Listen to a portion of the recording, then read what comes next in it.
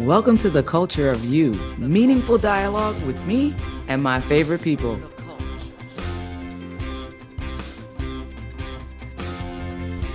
Hello, everyone. Welcome to the Culture of You. Today, I have the luxury of being with Erin Upchurch. And a lot of people will probably know that name for multiple reasons, but Erin is an executive director of a youth organization for LGBTQ plus youth. Erin is a co-founder with me for the Ohio Rest Collective. Erin is a licensed practice therapist and social worker. And Erin's my wife. So that's why I have her here today. We're going to talk about a lot of things, but we're going to go a little deeper into some of the questions. So we're not going to get through a ton of all the questions that you're used to hearing, but we are going to talk about what it means to really show up as a friend, as a lover, as a partner, and as a professional, as a leader in spaces as your favorite self. So without much further ado, Erin, get your voice in the room. Welcome. Thank you. Hi. Anything I missed? What else did I miss? Tell me about the yoga stuff. So the yoga stuff. Yeah. Well, I've been practicing yoga since 2008. And in 2020, I believe, yes, that's when COVID descended upon us. I took a teacher training at 614 Yoga. And so I have my certification to teach. And then I'm also in the midst of completing my certification to be a intuitive yin yoga teacher. I love that. And I've tried my hand at restorative yoga. That's about as far as I can go right now. You do great when you do that. Thank you. Most people do well with restorative because there's lots of props and blankets, and it takes away, I think, the challenge and insecurity. But what they don't realize, and I don't think we always do a good job of sharing, is all yoga practice can be that way. Props are our friends no matter what method you're practicing. It's okay to rest. It's okay to take child's pose. It's okay to sit in stillness. There's no requirements for yoga. I mean, but you are certified though. To teach. Yes. Yeah. So that's a cool just requirement. It is. We could get into all of that credentialing and things that they require for people to do, because ultimately I'm not a teacher. I'm there to hold the space. My body's not your body. You are your own teacher. But as a facilitator, teacher, instructor, it's more about being the invitation and encouraging you to trust and listen to your own body. That's deep. I know. That's why I love it. Well, as you can see, we've wasted no time getting to depth. So I'm going to talk real quick about a couple things and ask you a couple things. So The first thing is, if you had to describe yourself, and I don't want to talk about work first, I want to talk about you as a friend, just in the world. How would you describe your vibe that you bring into the space? My vibe. Well, here's what's interesting is, on paper or by traditional standards, I'm probably not a great friend. I'm going to be there if you need me. I'm always going to keep it real. I'm going to be honest. I'm the friend. If somebody wants the truth, they're going to call me and be like, tell me the truth, because I'm going to give it to them. Or if they need to cry, I need space held, I will do that. Yeah. Have your back. I'm loyal. I'm a Leo, so I'm loyal to a fault, right? I'm going to speak up people's names in rooms they're not in. I'm going to disrupt or stop any nonsense. So I think that makes me a good friend. I think so. And I also will cancel a time to get together if I don't feel like it. I might take a few days to respond to your text. I'm very unlikely to answer a phone call. So I think it just depends on what we mean as friends and how we're defining friendship. One of my oldest friends, Bridget, who came to our wedding reception, we've been friends since I think I was 15 or 16. I don't know the last time we've been on the phone to talk in all these years, but we communicate through Instagram. Sometimes there's text messages. Sometimes we'll send each other gifts for birthdays and things, not a gift, not to be confused. So yeah, that's me as a friend. But you were my friend. I was your friend. We didn't talk a lot. You talk more than me. I listened. you ask a lot of questions. I do. You do. You Mhm. ask a lot of questions. And sometimes, like, before we were working together, like it was cool. But then when I was working with you, there was this like power dynamic where I was like, I don't want to answer these questions, but I was answering these You did. questions because she was my boss. Yeah. That makes it sound non-consensual. Like, No, like I really don't get into questions a lot, you know, like I'm not the kind of person that would like answer a bunch of questions. Like I'm vulnerable to the extent that people think I'm vulnerable. Like I'm not mhm. actually, people would probably think I'm an open book, but there's a lot that I hold close to my chest, and you ask like deep penetrating questions and I would just be like, Does not even feel deep to me. I know. Now that I know you, I know Yeah. those weren't even that deep at all. Here's the other thing too, as a friend, traditionally, I'm not fun, right? Like I'm not the girlfriend folks call to go out at night and have fun. I'm not fun. I'm cranky. I don't like to be out late. Mhm. I'm not going to party and do all that. I don't really use any substances. So the traditional fun thing, like I'm not fun in that way. Mm. But I thoroughly enjoy myself and the time that I do spend with myself. I have found a way to like really enjoy you, and also like it requires me to lean into Mhm. rest, stillness, and like a slower pace. Yeah. But you're hilarious. Like to me, I'm so glad I get to know that part of you. Like you're hilarious. Um, you're like not, you say it on your social media, like quirkier than you would expect. Yeah. Yeah, like that's, you are. And I was am. like, oh, like, and I find out new things all the time, and I have fun when we're together. Mhm. Obviously, I live with you. Like I have fun. Mhm. And when we travel, like you're one of my favorite travel partners. Like I love having fun with you, and you're down for whatever. Like you'll I be like, am. oh yeah, like I'll go to this, or let's check this out. Or I mean, The weirder, the better. The more yeah. obscure, the better. It's like we went yesterday. We were driving home from, I think it was like a speaker series. Like I wound up talking. Thursday, right? It was Thursday. Like Mhm. we were driving home from a speaker series, and Erin saw a psychic place and was like, you want to go? And I was like, yeah, let's go. And so we wound up going there at like 8:30 at night on a Thursday. Yeah. It was I random. thought that was fun. That was pretty cool. That was pretty cool. Yeah. All right, so we understand you a little bit as a friend. Let's go into like to date or partner, or and then we'll go into wife later. Yeah. We'll go into wife after that. It's so interesting because I would love to hear your perspectives on that. So as a part, so when my love is very devotional. Mhm. If I love you, I love you, and there's nothing you can do to stop that. That sounds threatening, right? I'm gonna love you no matter what. And that's the truth. And sometimes that love also means telling the truth, holding the truth, but very devotional. I think, when you look at like, and how do you even define lover? Because I still want to say my lover, Karen, sometimes when I talk to people, and I don't think it's from a show. I don't know what I show. don't know. My lover, maybe L Word back in the day. But like I don't so what do you mean by lover? Let's Dating. Let's just okay. go. I don't know if you were Dating, trying to get intimate, into like non-wives.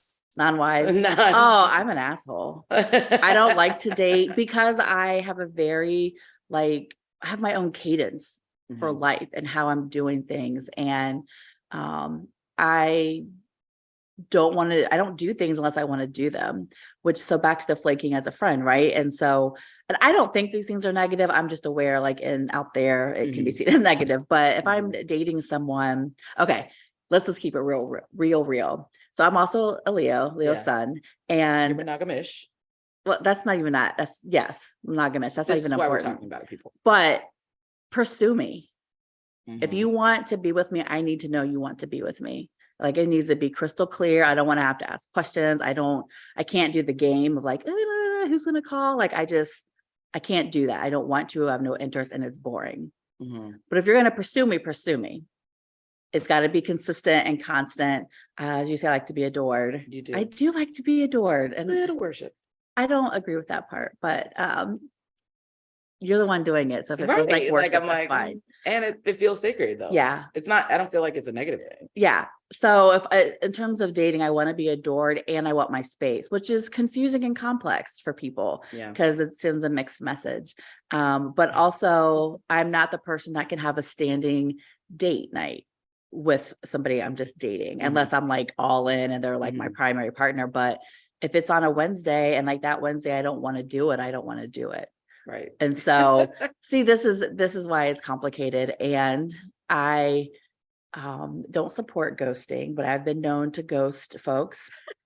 I'm 45. It's Are you happened. calling yourself in or I haven't ghosted in a while, but like that's something I've done. Because when I'm done, I'm done. And so I think, I'm not really selling myself so great right now, but that's no, you okay. sound great. No, let's go into something where I think you really excel at, and that's marriage. And that's marriage with me. Like, I don't know about your other marriages or my other marriages. We're not going to talk about them. I love how the S's are there. Okay. We've had whole lifetimes before we got to and found, thankfully, each other. But I think you do a really good job there, and you're super consistent. You're very, very present. Very, very present. You're welcome. So tell me how that moved into that for you, maybe. Sure. Well, I think one thing about me is I don't do well.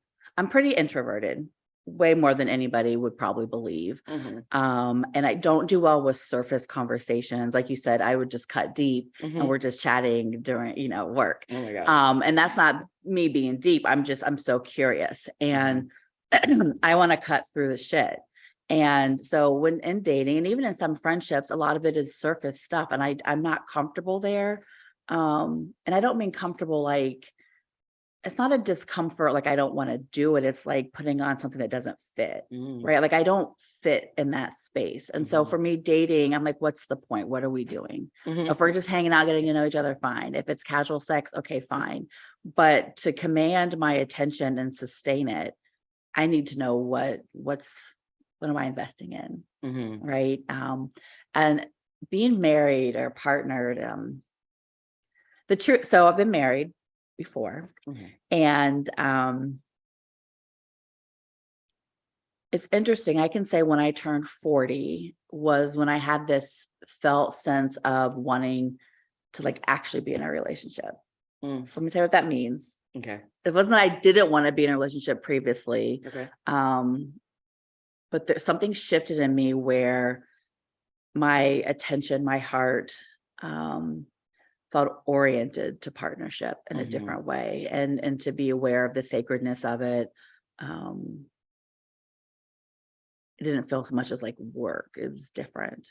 And so I do think in our society, we start partnering and having girlfriends and boyfriends and stuff in elementary school. Nobody knows what that means. Right. And so we do it. I think it's like compulsory to like be with another person. So that way, non-monogamy we never learn about that stuff. Right. But also, what does it mean to be on your own? What does it mean to actually desire another person or persons in your intimate life on a regular basis?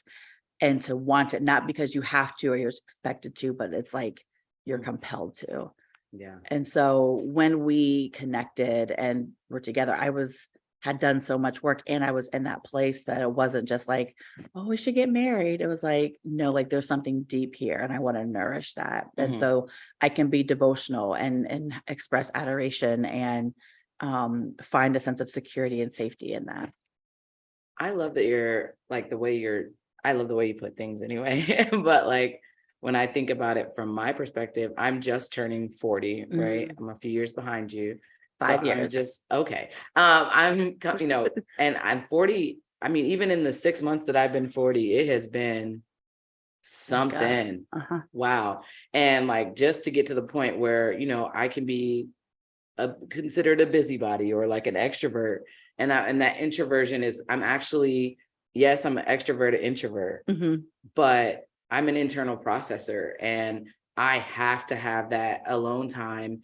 And I think for so long in the relationship space, I wasn't allowed to discuss, nurture any of the need or the love I have for others, whether it be intimate friendships or whether it be dating or other partners. Like, this was the first relationship where I was allowed to fully exist in that. And that's honestly made me like want to date less, you know, or look at less. And I can talk to you about, oh, this person, like, this is an interesting interaction. So if anybody has like any flirting or inquiry with me, like, just know, like, we talk about it. So like, there's nothing that happens that we don't talk about. And that has been, I know like 40 seems almost late for that recognition for me. I mean, that's when but it's also like, like, okay, I can fully exist here. And that's why I was able to, after a failed marriage, be able to be like, yes. I don't believe in failed marriages. I don't like that word. What do you want to call it? It didn't last. It wasn't sustainable. Man, I don't really care what you call it. I'm glad it's over. But I mean, in the only way that I was able to do that again, and I think that takes a certain amount of vulnerability and commitment. I'm very consistent, but like, when I think about the commitment that it requires and like the overcoming of the fear that it's going to, you know, go left again, like that, that was something that I had to overcome. And being able to be with someone as complex, maybe probably more complex than myself, or complex in different ways than myself, and also like somebody with space. Like, I needed someone whose love and understanding of the world was like vast and wide and deep. Like, I couldn't have been with anybody else. But did you know you needed that before you had it? No, I was like really prepared. Like, you came in, I was really prepared to be like, whatever happens, but it's no marriage again. It's no long-term commitment again. I was ready to be like solo poly. And I remember the day, and I had never did this before in relationships or felt this way. We were sitting on my couch, and I was like, just so you know, I'm going to want to get married. And you said, okay. And then a few weeks later, you're like, I don't want that. And that was almost like, okay. And figuring out what that meant, because I also felt like this was supposed to happen and be. So it then became this, for me, internally, a negotiation of, why was marriage even important to me? Right. Because I have done it, and I like actually wanted to be married. And then I remember realizing, and I shared with you, that it was more around the intimacy that type of partnership creates. And you don't have to be married to have it. And I think we both experience that, like, oh, we have this here.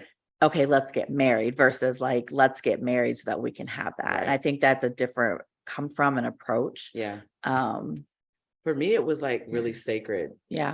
And I recognized your need for it. And through those conversations of me being like, wait, I know I said that was cool. But like, after reflection, I don't think I want to do that again. And then really getting underneath it. Like, is this about, and we like, of course, it's not about taxes or like anything like that. Like, we file separately. But like, you know, all this stuff, we actually, before we got married, started our business, the Ohio Rest Collective. And that to me was more of a deeper commitment because of my legacy and like my work. Like, I'm really prideful and passionate about my work. And so for me, that was like more of a commitment almost than the wedding, because I was like, if I can go into business with you, that means I can trust you. And like, my 2 rules are, don't play with people's character and don't mess with their money. So I think that's a really good place for us to pause right now, because Erin is a verified fan of Beyoncé. And when I say verified, I'm serious about this, okay? It's actually called verified. They're verified fans, and she is going on tour. I don't know if you all know that, but they're opening up for a specific window of time. We had already scheduled this podcast, but they're opening up for a very specific amount of time, Beyoncé tickets, and she is going to log on. I have a special access code to utilize. You can only use one browser. Like, it's serious. Like, it is the hive, y'all. It's hiving. So, we are going to part of the hive. You know, I'm not a joiner. Okay, yes. We can talk about that later. I mean, you got like 5 minutes before your window. What time is it? It's 1:50. That was the alarm I set for 1:50.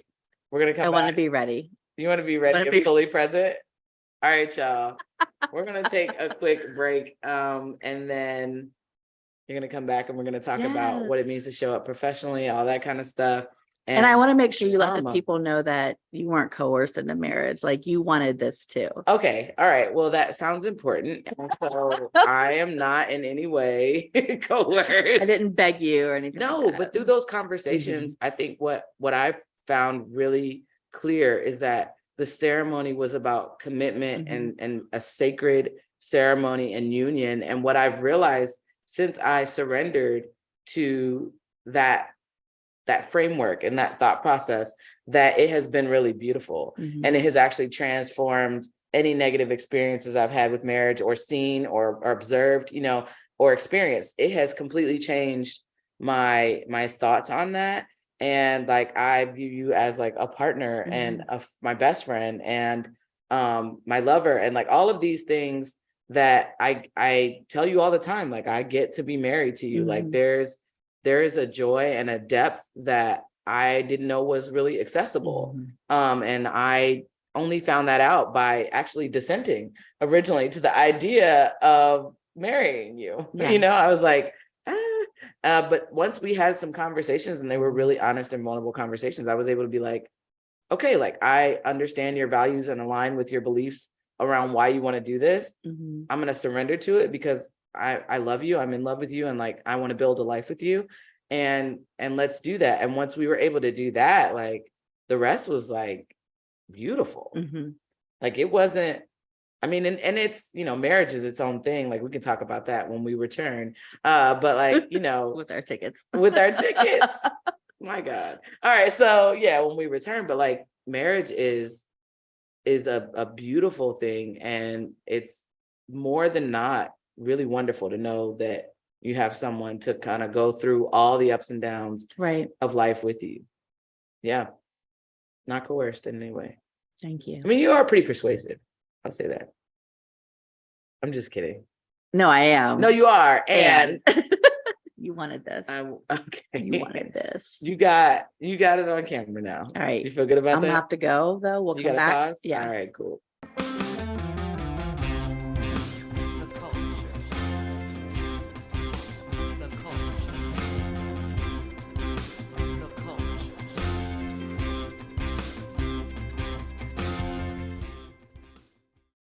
All right, y'all, we are back and we have Beyoncé tickets. We got them. How are you feeling? A little sticker shock. Okay. But not outside of my means. I'm just like, we're doing this. And no rent gets unpaid. Everyone's going to eat. The bills will say lights stay on, rent's paid. Yeah. Even got one for my daughter because when she came in 2018, Alex did not get to go. And so I promised her the next time she got to go, which actually is exciting. But what was frustrating and stressful is like we kept picking tickets and other people will buy them beforehand. It was a whole production. It's like Hunger Games for the tickets. Yeah. But like mild. Right. I'm excited. Maybe like round 1, like not District 12 or 13. No. And like, we're fine. Yeah. We're going to see Beyonce. I did go see the On the Run tour. Yeah. I am a fan of Beyonce. I'm always like a mild fan because I'm always like, I'm looking at each album, each song, each performance as like, is this a good song? Is this a good performance? You know, and there are people that are really, their feathers are a little ruffled about her. What do you think about that? This last album was for ballroom culture. You know, I relate to Beyonce. No, what I appreciate about her, and most entertainers, I think, are like this, whether you're a performer, actor, like whatever it is, if you're, you know, but the complexity with which she exists, because we all exist with complexity. And we also know and continue to learn that there's room for all of our complexity. And so I think for the folks who are attacking her, I don't know, it seems her silly. Christianity, like really her connection to the Illuminati, all of whatever. that. Like, okay, but I think she's a dynamic performer. I love that there's so many sides of her, Mhm. and there's sides we haven't even seen. She also is an artist, like she's a fine artist. She can paint. She's a photographer. She plays instruments. Yeah. But I appreciate her. Just all the different parts. So Okay, so I love where this is going. yeah. But one thing about Beyoncé that I do respect and want to discuss is that she does not respond Yeah. on social media or in any way. Like, she literally will respond with an album I love that before about she her. says anything, or she'll do like a documentary or something like that. I respect that. I mean, I find myself fairly private in general. And you and I have talked about this, like people, like the put downs and praise to me are on the same level. Like praise me, that's great. And it's nice to be appreciated for the work that you're doing. But as quickly as people will put you up, they will tear you down. That's human nature. Oof. Right. And so not everything is worthy of the engagement and the conversation and the proving. I'm guessing that she has tons of trusted people around her, trust advisors. And I think I'll add that, we talk about getting clear regarding the truth about who you are, who I am. So once you're clear and you've got people who will reflect that back to you, the rest of the noise is irrelevant. And that doesn't mean about being above criticism, right? That doesn't mean that being above feedback or that we can do no wrong. But my wrong is something I did. It's not who I am. And what people are attacking with her, and they do to a lot of celebrities, is they attack who they are. They attack character, which we were closing on. You were talking about character and money, and like the folks that attack people they don't even know. To me, it's not valid. It seems strange. It feels interesting because an I think investment. we always have this desire, and it's a human desire, to feel better than. Yes. Or to feel, above or in a place of judgment, dominance, right? Hierarchy. We thrive on that as a human species, right? And like, especially with like Rihanna and like the recent commentary around some of her photos and like her performance, I'm like, what world am I living in where I feel like I have the ability, even the bank account, to like criticize Beyonce or Rihanna? Right. And back to that, it's not that they're above criticism, but my God, is there not enough happening in your life, in your own world, and your community that would benefit from that amount of energy? And I feel like there's more things in the world that would benefit from that. But there is this, I think, just like this sense of entitlement to look at people, to judge them, to be consider what they're doing. I was actually talking to Jeremiah yesterday. He's in the space of spiritual awakening. He's finding out what he believes is. This is my son. We're so similar in so many ways. And we also butt heads in so many ways. But we're talking about God and the Bible and queer folks and judgment and all of that. And what we were talking about basically is, when you look at the divine, we are divine. Divinity is within us. And connecting to our own radiance should allow us to connect to the radiance and divinity in someone else. And so what are people really connecting to? What is it within them that allows them to look at others and tear them down and bring them down? Right. That cannot be, that can't be the divine. It can't be. And it's not about criticism. It's about the judgment and tearing and breaking down and being exclusive, oppression, marginalizing, all the things that we know exist under white supremacy. Yeah. Right. And the setup. But how can I hate someone without hating myself? If we are connected. Right. Or not even, but like if I'm hating you or I hate something in you, I am probably judging and hating myself even deeper. Right. Because that's got to come from somewhere. Things. Yeah. And like, I can't hate if hate's not in me. I also can't love if love is not in me. So the depths through which those things exist, and there's jealousy and anger and all these feelings, the depths through which they exist in me is where I am resourced to judge or find them in others. And so I don't have a large well of hate. I don't have a large well of anger, actually. I do. You do. I do have a large well of anger. And I think where that comes from is actually being full of love and radiance and having that being taken advantage of over and over again. And I'm a triple fire sign. Like, let's just keep it real. I'm a fire. Leo rising, Leo sun, Aries moon.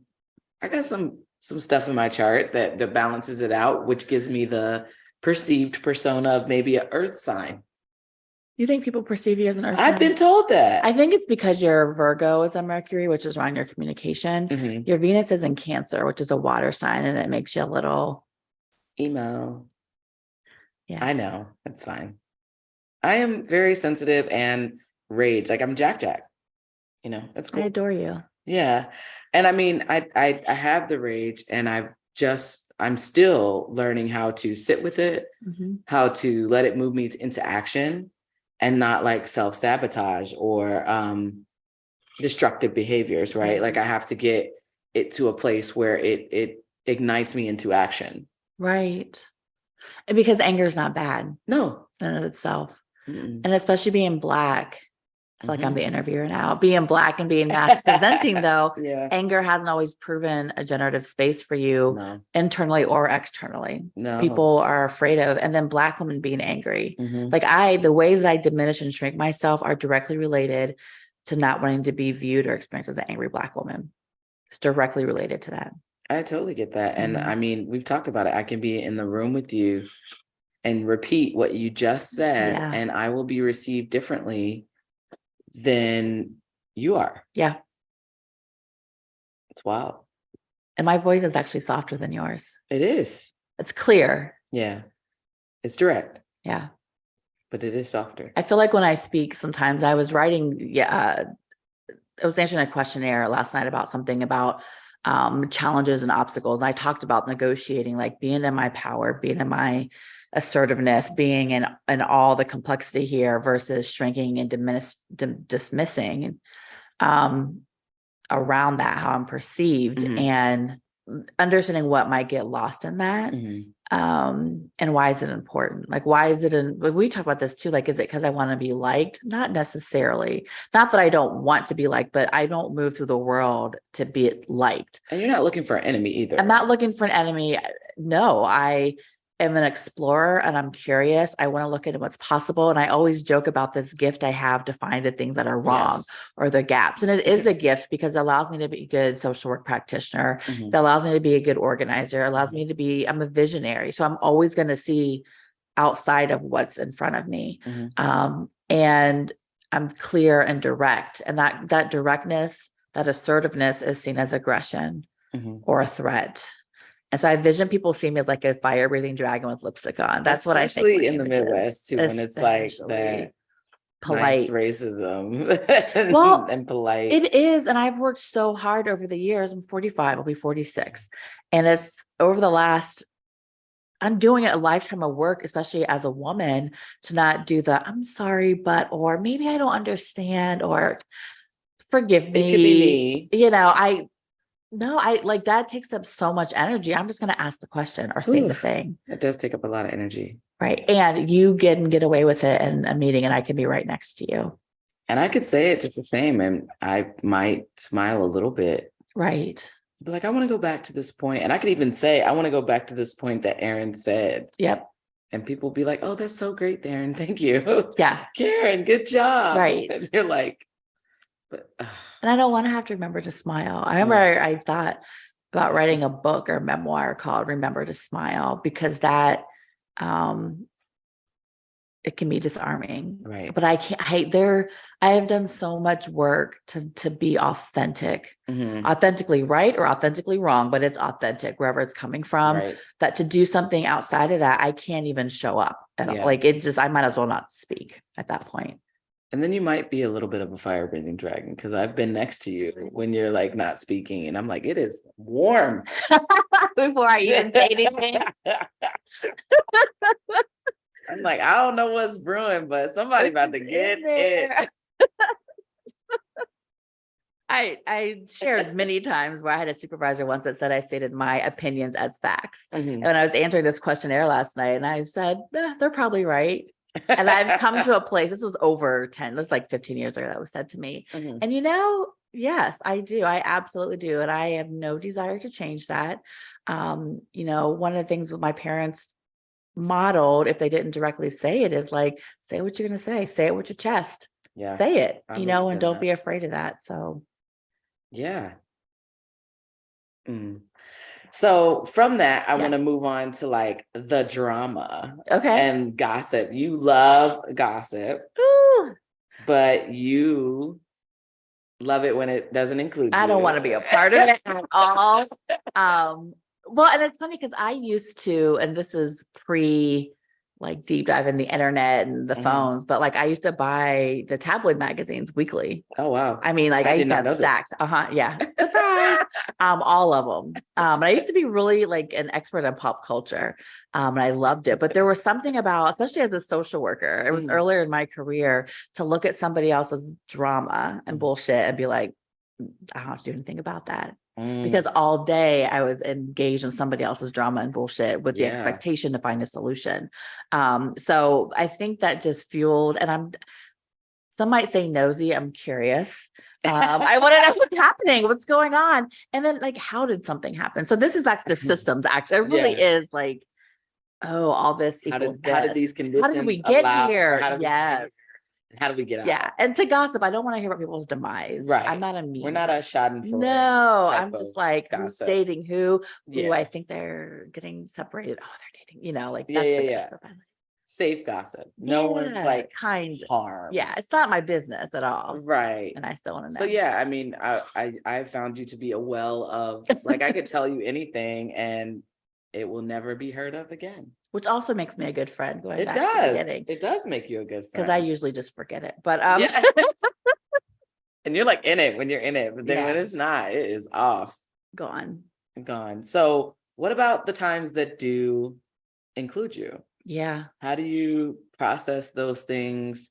If you have a system for processing, let's say being hurt or possibly hurting someone else or harming someone else, or I mean, I wouldn't say making someone uncomfortable because you probably make a lot of people uncomfortable and we're not processing that.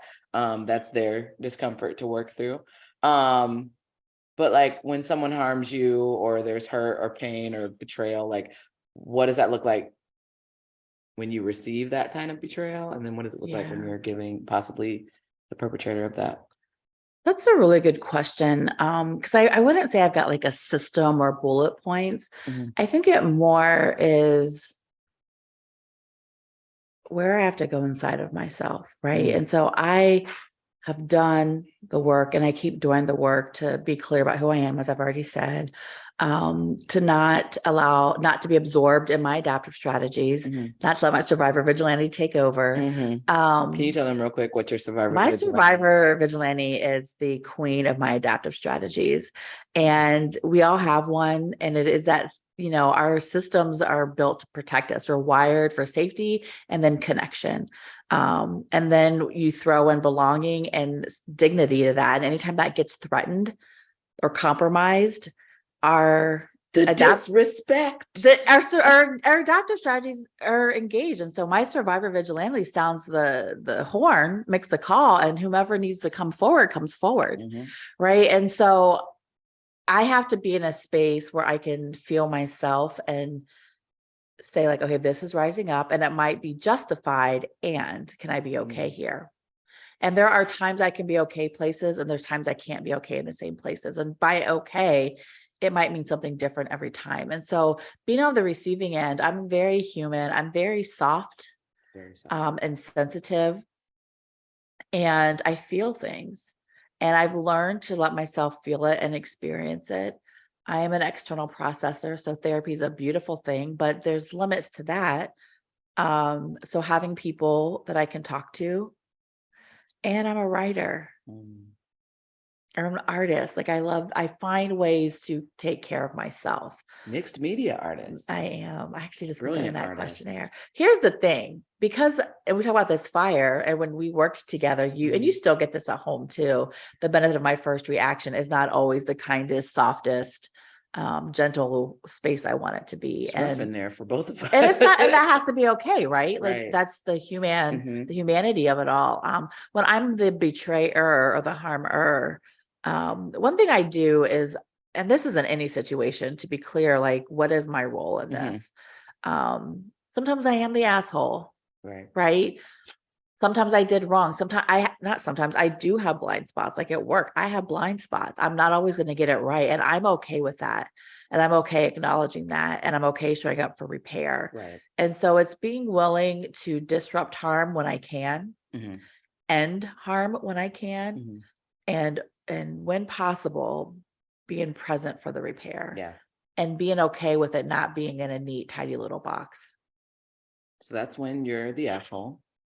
What about when you're on the receiving end of that hurt or pain? It's similar. Okay. It's really, it's similar. It's going. You sit with it first. I typically have to, yes, because I am a hothead.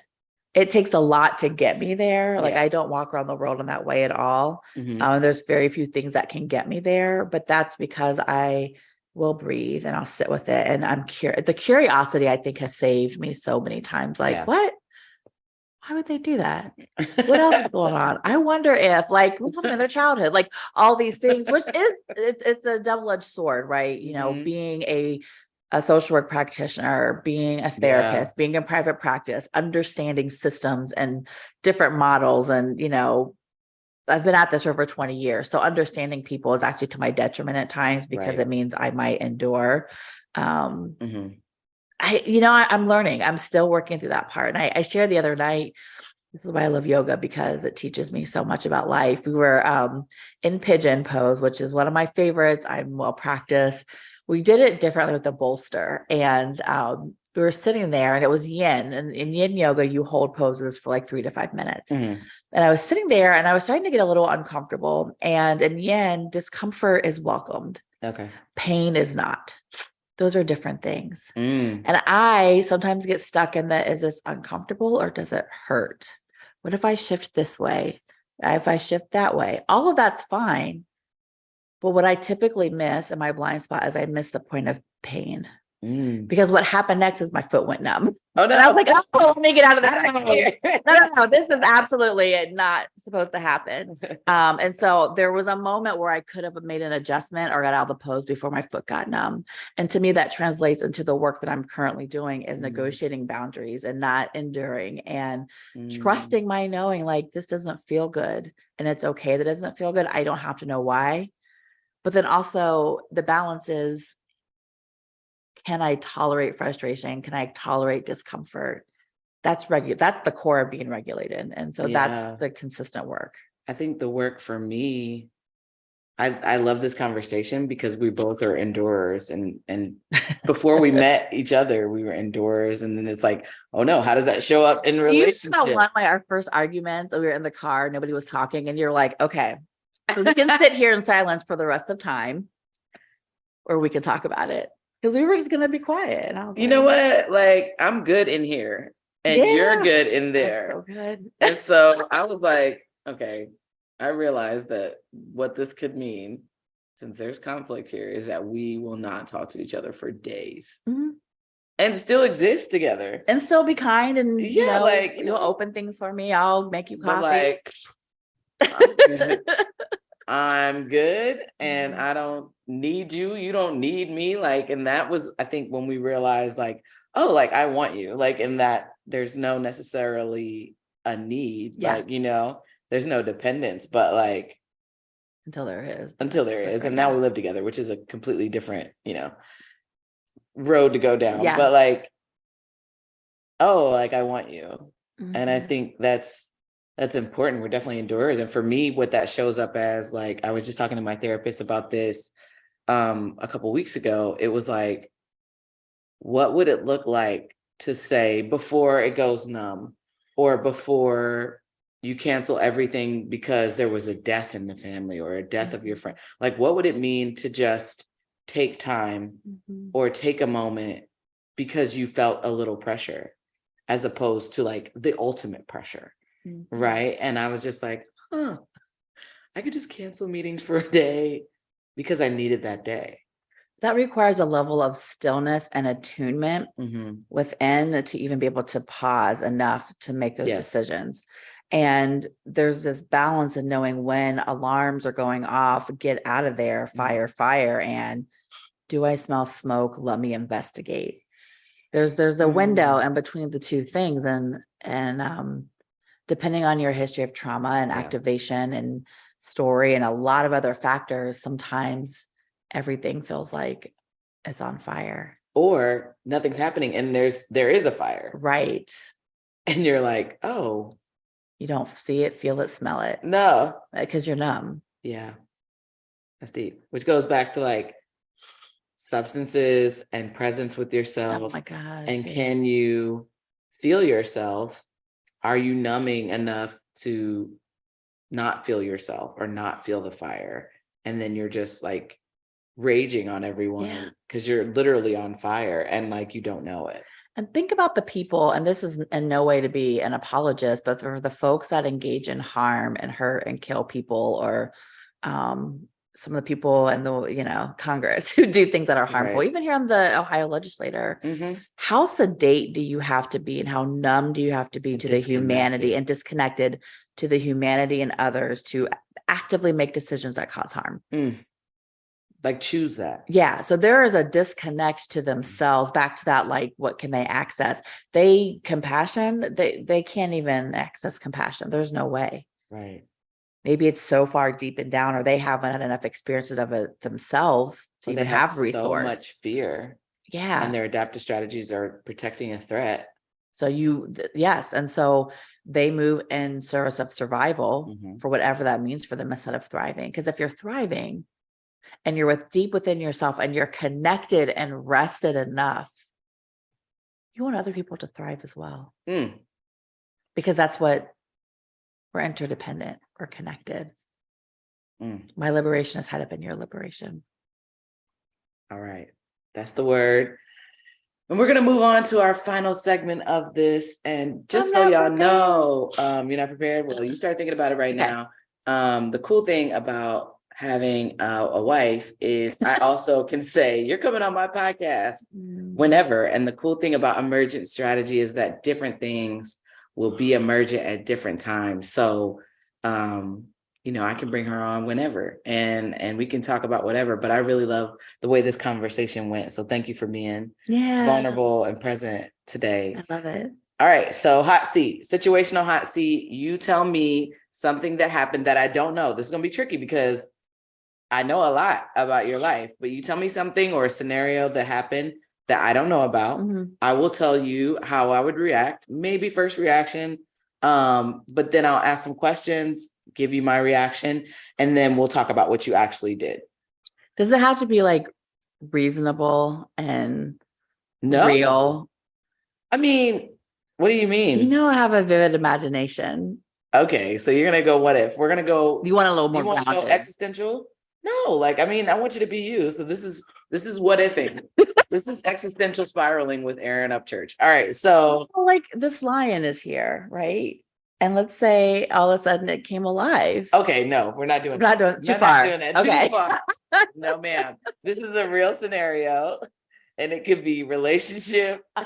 It could be relationship in friend, love, dating partner, or work. Okay. Keep it there. Okay. Thank you. Ma'am.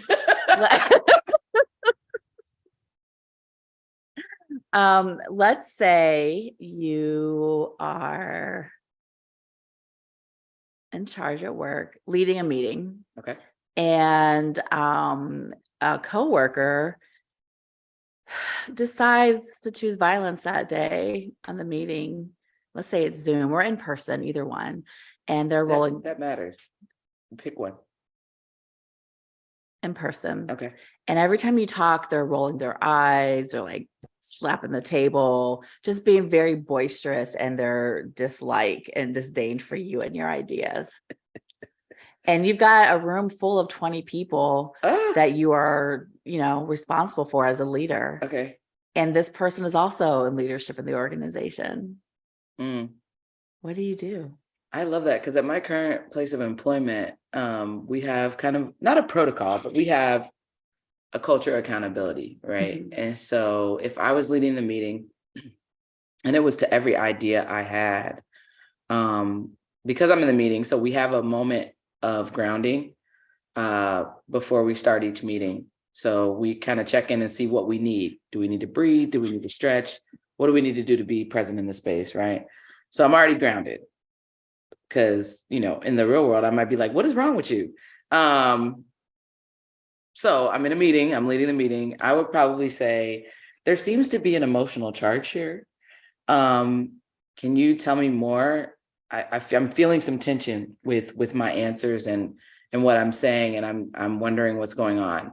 Depending on how volatile, how often it is, I'm going to address it. Like especially second, third time. It only takes 2 times for something to be a pattern to me. So I'm gonna probably after the second time address it, and then get curious. Like I really have to get curious because I'll be like, what's going on? Because when that has happened with me, and I've had it happen with multiple employees, like we give each other the room to be human. Sometimes people are going to show up with stuff and they're like, you know what? I didn't even realize, or, I didn't even realize I was doing that. Right. And then I've also had a situation where I asked the question and I just did it kind of impulsively. I was like, what would it take for you to realize that I'm on your team right now? That's a good one. And so I asked that question, and then the energy shifted, right? And they were like, oh, you are on my team. Maybe I should start asking some different questions because like, I'm not here to do anything but collaborate with you, and when you're not used to experiencing that, when you're not used to having people listen to your ideas or listen to your challenge or collaborate, like actively collaborate, then you could be ready to go. And I'm backed in a corner my way, let me fight against. And like sometimes just letting someone know that that's not necessary and I'm not a threat to that. Like I have no attachment to the outcome. I just want to do what's best for the organization or what's best for the team. Letting them know that, reminding them of that can be really supportive in that moment. And that does take my ego sitting back because I'm like, who are you talking to? Right. Like, what? Like, are you good? Especially if you're the boss. Yeah, like, are you good?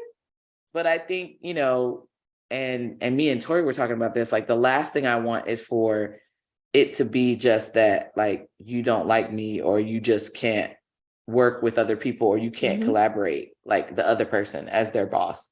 Like for me, that's the last thing I want. So if that's the last thing I want, then I better get curious around what's going on and hold to the belief and the benefit of the doubt that something else is probably going on. Right. That is probably not even me. I hope not. If it is, like that could be a thing too, but like, let's get there and let's be honest. But that also means that I have to allow challenge when I'm the boss or in control or in power, that I have to allow for that processing to happen in real time. Otherwise, I'm just like authoritative and like, no, we're not going to do that.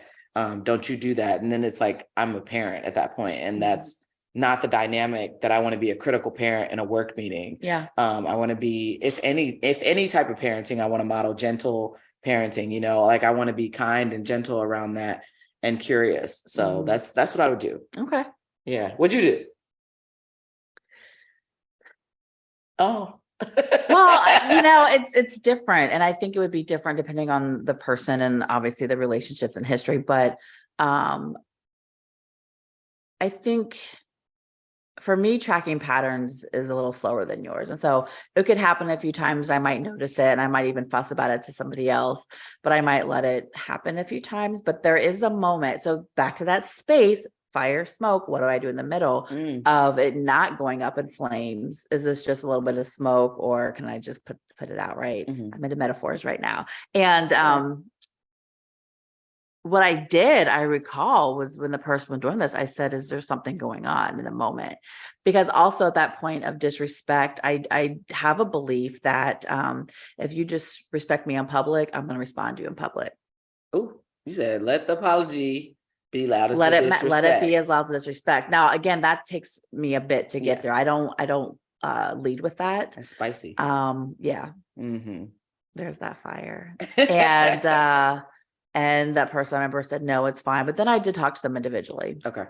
And I thought like we had a good conversation around what was going on and how expressive they are. And I was able to talk about the impact and them as a leader and like not trying to control and say you're responsible for everybody else, but like you're causing tension in a meeting unnecessarily because you're also not speaking. You're showing your disdain, your displeasure, but then there's no other information. Right. And so that is not part of our culture, right? And like in truth telling and transparency and all of those things. And then but I also told this individual, moving forward, if this continues, I'm going to address it in real time. Okay.